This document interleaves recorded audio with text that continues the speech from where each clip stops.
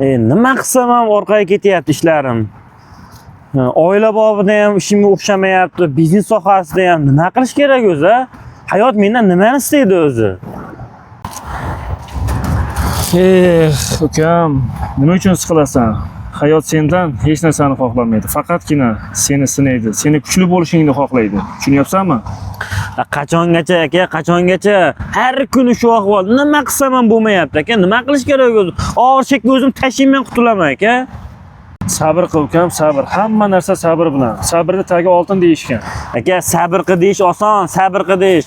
O'rtoqlarimni qarang, qanaqa zo'r mashinada yuribdi. Ishlari zo'r, ushaladi, qarang. Aka, sevgan qizim ham tashlab ketdi shu ishim orqaga ketganidan. Ukam, sen boshqalarni faqat gullagan, yashnagan kunlarini ko'ryapsan. Ularda singan kunlarini ko'rgan yo'qsan sen. Shuni bilib qo'y. Ukam, hammasi yaxshi bo'ladi. Siqilma. Qo'lingni ber menga.